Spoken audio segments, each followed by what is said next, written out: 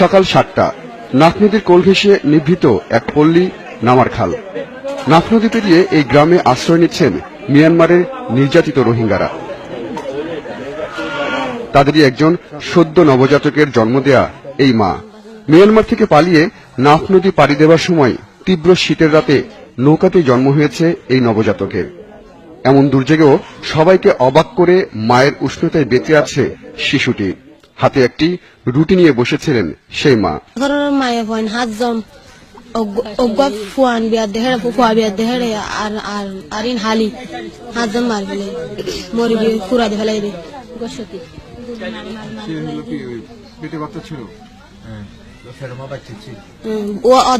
তার সাথে আসা সবার একটাই কথা, অমানবিক নির্যাতনের মুখে ভাগ্যই তাদের নাফ নদী দিয়ে ভাসিয়ে এনেছে।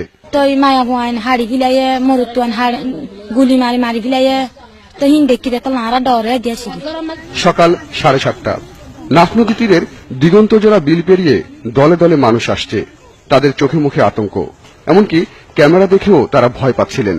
অভয় দিতেই ডুকরে কেঁদে উঠলেন নির্যাতিত নারীরা।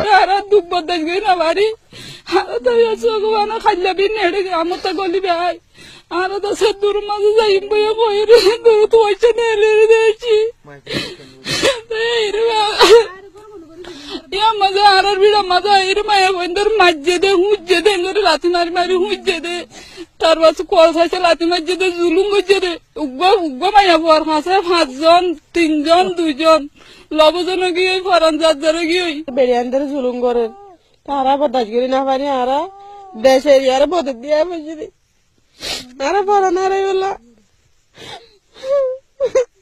আর ভাই আমি কাল জুলুম ভাই আমি কাল মারি ফেলে তো ফুরাই দিয়ে ফেলে এর দুয়ার ফুরাই দিয়ে ফেলাই। সদ্য সীমান্ত পেরিয়ে মিনাবাজারে এসে উঠেছেন মিয়ানমারের 2টি ইউনিয়নের 2 জন জনপ্রতিনিধি। জানালেন এ পর্যন্ত অন্তত লাখখানিক রোহিঙ্গা বাংলাদেশে আশ্রয় নিয়েছেন, অপেক্ষায় আরো কয়েক লাখ মানুষ হবে। আসছে 1 লাখ হবে।